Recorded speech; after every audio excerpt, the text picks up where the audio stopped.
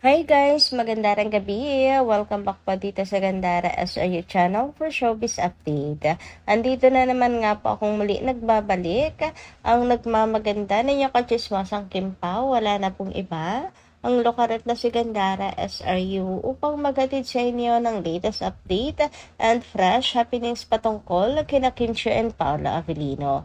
And para nga po sa gabing ito ang tatalakayin naman natin at pag-uusapan ay may kinalaman dito sa katangian ni Kim Chiu na talaga namang siya pong kinabaliwan talaga ni Paolo Avellino. Pero bago po ang lahat ng iyan, syempre 'di ba, mga asar muna tayo sa ating mga bashers. Charot. Pero bago po ang lahat ng iyan, sa mga hindi pa nakaka-subscribe sa ating channel, maaari lamang na pindutin po ninyo ang subscribe button at notification bell natin na nasa baba upang kayo maging updated at ma-notify tuwing may bago po tayong chika at balita hinggil sa Kim Pao. Basta mga balita na may kinalaman kina Kim Chiu and Paula Avellino, sagot na po natin yan. And hayaan nyo po muna na magbasa ako ng ilang mga comments mula sa ating mga taga-subaybay hinggil sa nagdaan nating balita. Ito po ay way natin ang pasasalamat sa walang hanggang pagsuporta at pakikinig sa ating updates. So first comment natin ay mula po kay Madam MJ Ferrer. Sabi niya, "Nako Kim, okay nang magpatawad kay Ate Laka mo. Pero gang dun lang ha, wag mo nang uulitin. Ipagkatiwala ari-arian mo at patirahin uli sa bahay mo. Hayaan mo siyang matuto kasi kahit bigyan mo ng second chance pag nagawa na, pwede ulit gawin. Lalo na pagdating sa pera. Lalo na madali lang kay Lakam paikutin si Kim. Hanggang doon lang, huwag nang isama sa buhay. Turuan mo Kim, matututo din, turuan mo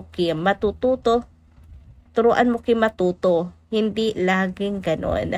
Napakabait kasi ni Kim, ano po, totoo sobra. Parang lahat ata ng kabaitan na isinalaw na ni Kim Chiu. Parang wala pong kabahiran ng dungis itong si Kim, 'di ba? Sa totoo lang, napasobra yung pagmamahal niya. Kaya ayun, biruin nyo after everything, napatawad din naman agad niya si Ate Lakam. Sana nga totoo, but at the same time, ingat na lang din. 'Di ba at the end of the day, kapatid pa rin. Ganyan. Hindi na kasi mababago yun eh. Na kapatid mo, kadugo mo. 'Di ba? So, ay likas po kay Kim pagiging mabuti. Kaya hindi po imposible na mapapatawad niya sa Ate Lakam. Pero yun nga, sana hanggang doon na lang. Yung tiwala ay wag po ulit ibigay basta-basta. Ganyan.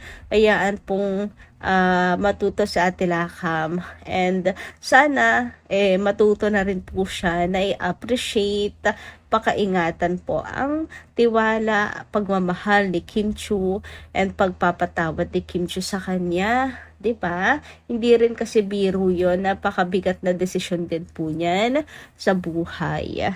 So ayun, sobrang nakakahanga si Kim. Unlike sa ibang may iba rin namang mga artist na nagkaroon po ng problem sa kanilang mga sisters, lalo na yung Barreto, 'di ba, clan? Grabe yung awayan at pangayan.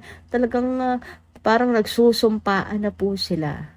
Ang iingay, ang toxic, pero si Kim, na i-public man na may problema sila ng kanyang kapatid, parang wala naman pong toxic na iniingatan pa rin nila yung kanilang pangalan at the end of the day, ang Chiu, 'di ba? Hindi lang pangalan, syempre, totoo kasi sila, genuine. I mean, lalo na po si Kim Chiu, genuine talaga yung pagmamahal niya sa kanya pong kapatid. Mula noon and hanggang ngayon na ganun man po ang nangyari. Saludo't lalo tuloy akong napamahal at humanga kay Kim Chiu. Kayo po ba? Pero siyempre ano, bilang mga fans tayo, suporta at pag-unawa at trust na lang po sa desisyon ni Kimi ang dapat po nating gawin. Kung napatawad niya, di suportahan na lang po natin at manalangin na lang na sana tama po ang kanyang desisyon. Anyway, dumako naman tayo sa comment po ngayon ni Relay Dennis de la Paz.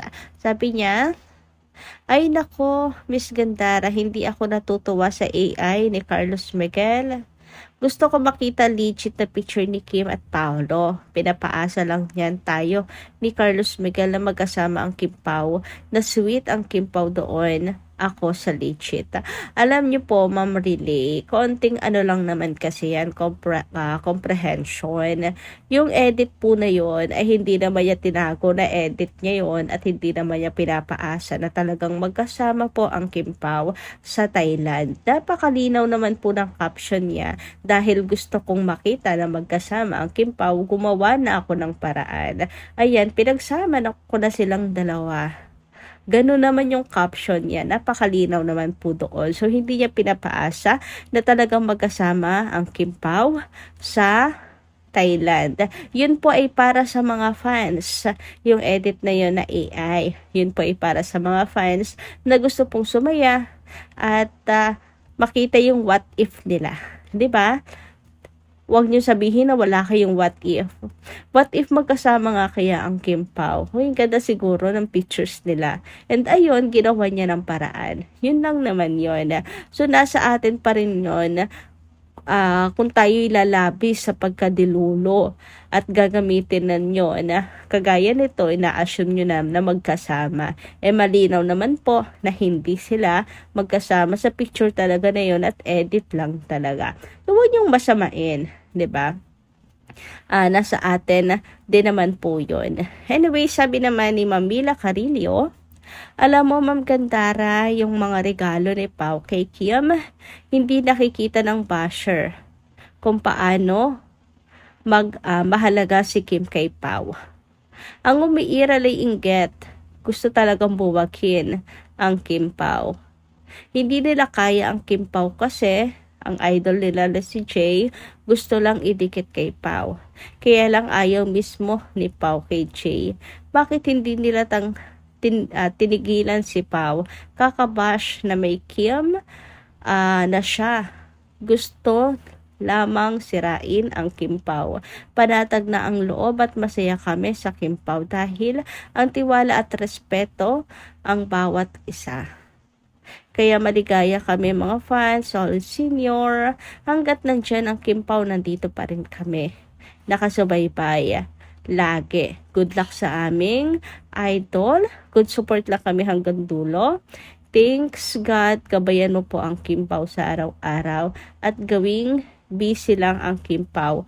Love, always Kim Pao. Naku, baliktad po ata Mamila Carillo. Ang totoo po niyan, hanggat andito tayong mga fans, ay may Kim Pao. 'Di ba? Sabi niyo hanggat may Kim Pao, andyan ang mga fans. What if magilaylo sila sa showbiz? So wala na kayo, 'di ba? Wala na kayo. Goodbye na.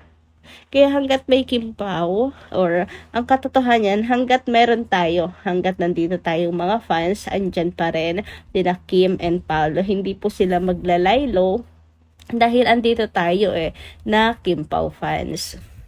Sa atin po sila nakabase, hindi po tayo yung nakabase sa kanila. Anyway, dumako naman po tayo dito. Sa naalala nyo po ba yung pinag-usapan natin or pinasa natin kamakailan na dati pong interview ni Paolo Avellino during Walang Hanggan project pa niya before, kung saan nabanggit nga niya yung tungkol po sa pagiging masipag at madiskarte. Sabi niya, kahit nakapagtapos, kung tamad ka, wala rin namang mangyayari.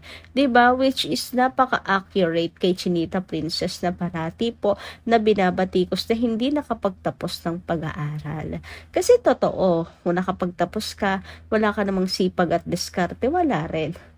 lubog ka pa rin, wala pa ring mangyayari sa buhay mo.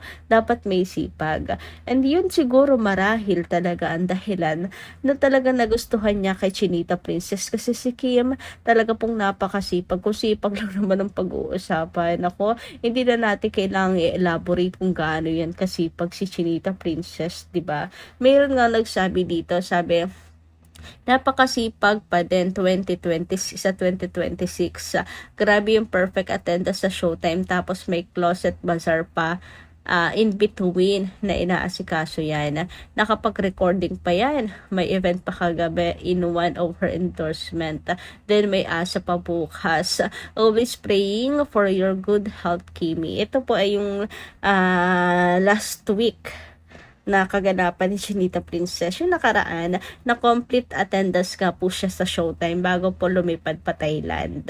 'Di ba? Totoo, ito yung during na nagbebenta po siya ng kanyang closet bazaar. Tapos may event pa siya noon for Mingo Plus, tapos may asa pa.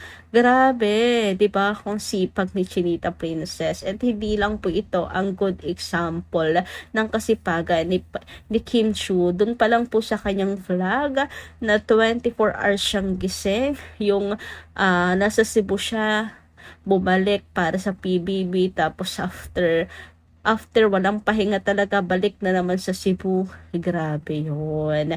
Doon pa lang talagang saludo sa kasipagan. Superwoman talaga to si Kimi. 'Di ba? So isa yan sa nagustuhan talaga niya kay Chinita Princess, plus yung kanya pang ugali, 'di ba? Na bubbly, tapos mabait talaga in person, tunay na kabaitan, napaka-generous pa, tapos masiyahin pa ni Kim. Sinong hindi po mai-inlove dyan, 'di ba? Tapos ang face card pa, never decline. And speaking of kasipagan, eto pa nga po si Kim. After Showtime kanina, diretso na naman po recording for ASAP bukas. Anyway, hanggang dito lang po muna yung ating update muna ngayong gabi. Maraming salamat po sa inyong pakikinigan. Kita kas po muli sa mga susunod nating chika. Marami pong salamat.